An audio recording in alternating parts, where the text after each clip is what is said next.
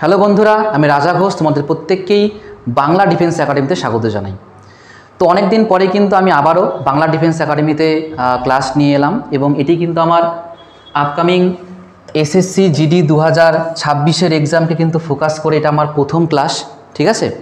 এবং আজকের এই ক্লাসে কি আলোচনা হতে চলেছে তোমার থাম্বনেল দেখে বুঝেই গিয়েছো যে আজকের এই ক্লাসে কিন্তু আমি হিন্দি নিয়ে কিন্তু আলোচনা করব যে 2026-এর জন্য যারা তোমরা প্রস্তুতি নিচ্ছ বা নেওয়া শুরু করেছো তারা তোমরা হিন্দি কিভাবে তোমরা প্রস্তুতি নেওয়া শুরু করবে, প্রথম থেকে তোমাদের কি স্ট্র্যাটেজি ফলো করা উচিত সেই বিষয়ে কিন্তু আজকের এই ক্লাসে আমি আলোচনা করব। আর তোমাদের মধ্যে অনেকেই রয়েছো যারা হয়তো এইবার প্রথম এই এসএসসি জিডি 2026-এর এক্সামকে ফোকাস করে হয়তো তোমরা প্রস্তুতি নেওয়া শুরু করতে চাইছো। তো তোমাদের জন্য কিন্তু স্পেশালি খুবই গুরুত্বপূর্ণ কিন্তু এটা ভিডিও।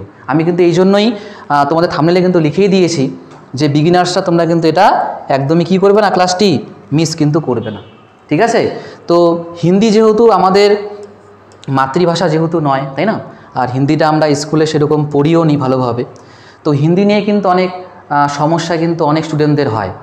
তো হিন্দির এই সাবজেক্টটা তোমরা প্রথম থেকেই কি করে শুরু করবে, কীরকম তোমার স্ট্র্যাটেজি হওয়া উচিত সেই বিষয়ে কিন্তু বিস্তারিতভাবে কিন্তু আজকের এই ক্লাসে আমি আলোচনা করব। তো আজকের এই ক্লাসটি তোমাদের প্রত্যেকের জন্যই খুবই গুরুত্বপূর্ণ হতে চলেছে। তো তোমরা অবশ্যই কিন্তু এই ক্লাসটি একদম শুরু থেকে শেষ পর্যন্ত দেখবে।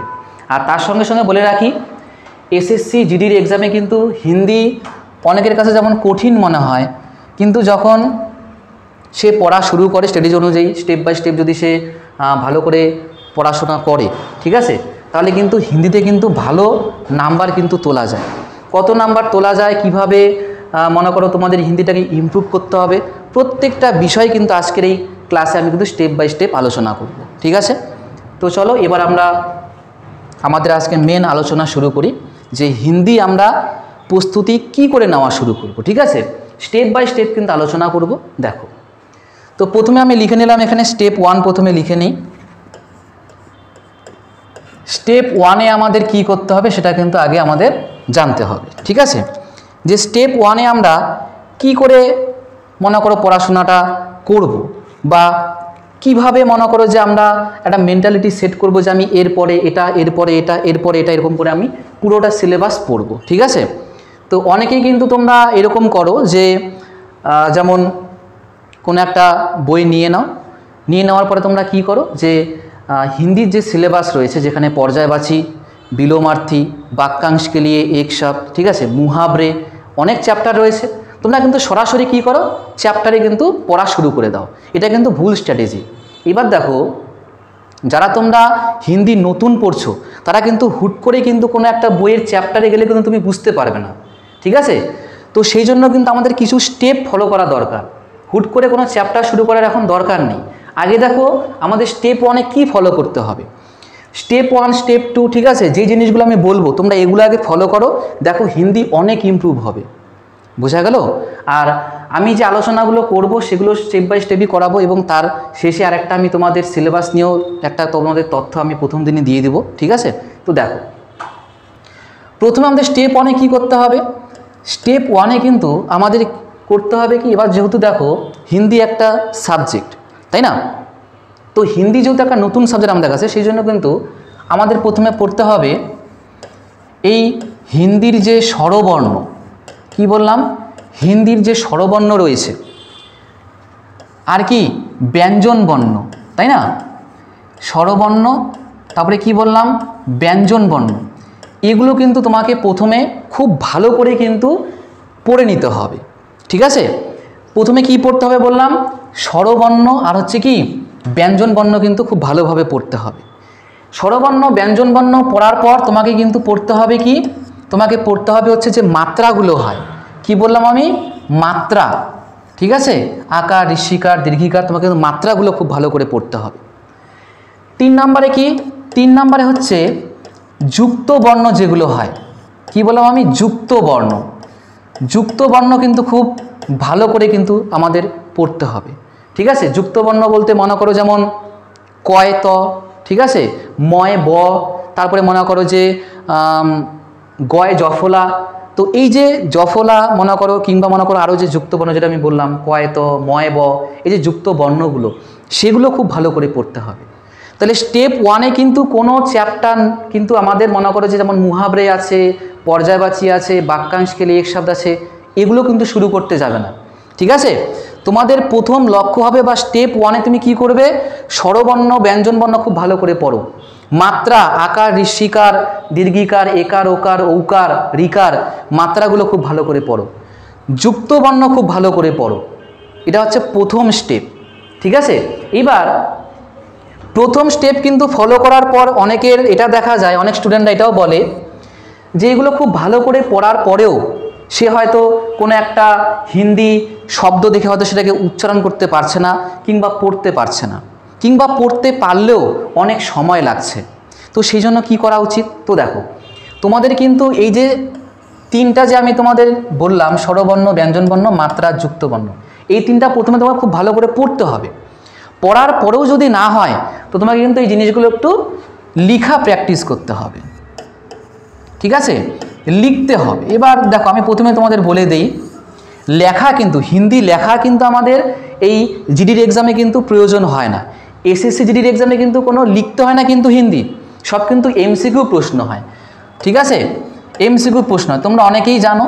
তো আমি এই কথাগুলো বলছি কারণ অনেকে তোমরা হয়তো একবারেই নতুন রয়েছে, যারা হয়তো এইবার থেকে প্রথম তোমরা প্রস্তুতি নেওয়া শুরু করছো, তাদের উদ্দেশ্যে বলছি, এমসিকিউ কিন্তু প্রশ্ন হয়, লিখতে কিন্তু হয় না। কিন্তু আমি বললাম কি, আমি কিন্তু বললাম যে তোমাদের লিখার কথা, যে কি করতে হবে, তোমাদের লিখতে হবে। কেন? কারণ দেখো, যেহেতু তোমার পড়ে জিনিসগুলো হলো না, সেই জন্য তোমার কী করতে হবে, লিখতে হবে। লিখে হোক, পড়ে হোক, যে করেই হোক, তোমাকে কিন্তু জিনিসগুলোকে ইমপ্রুভ করতে হবে।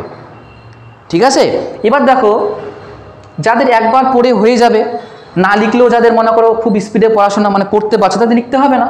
এবার যাদের মনে করো যে এগুলো পড়ার পরে সে মনে করো খুব তাড়াতাড়ি পড়তে পারছে না, রিডিং করতে পারছে না, তাহলে কিন্তু তাই কী করতে হবে, লিখা প্র্যাকটিস করতে হবে। মানে লিখলে জিনিসগুলো আরও বেশি ক্লিয়ার হয়ে যায়। ঠিক আছে, তো এখানে কিন্তু তোমাদের দুইভাবে আমি বললাম যে কি তোমরা প্রথমে করবে। ঠিক আছে, এইবার যখন পুরোপুরি মনে করো তোমার হয়ে গেল, যে তুমি বর্ণ, মাত্রা, যুক্তবর্ণ সমস্ত কিছু মনে করো এখন ভালো করে বুঝো।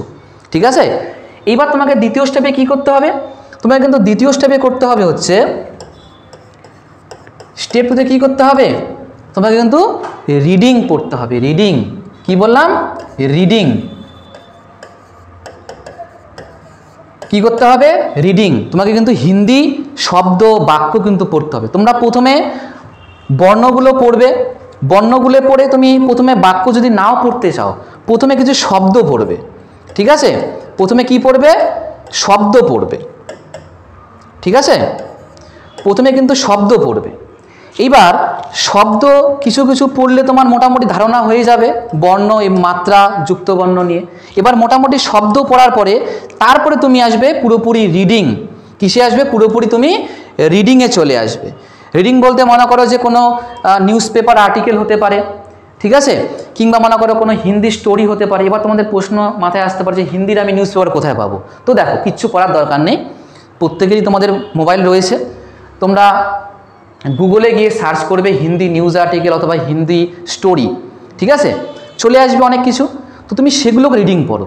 রিডিং পড়ে দেখো যে তোমার রিডিংয়ে কোনো জায়গায় আটকাচ্ছে কিনা, বর্ণগুলো তুমি বুঝতে পারছো কিনা, যে তুমি যে বর্ণগুলো পড়লে এবার রিডিংয়ের সময় কোনো বর্ণে তোমার আটকে যাচ্ছে কিনা, কোনো মাত্রায় তোমার বুঝতে অসুবিধা হচ্ছে কিনা, কোনো যুক্ত বর্ণে তোমার বুঝতে অসুবিধা হচ্ছে কিনা, এটা কিন্তু রিডিং করলে কিন্তু বুঝতে পারবে।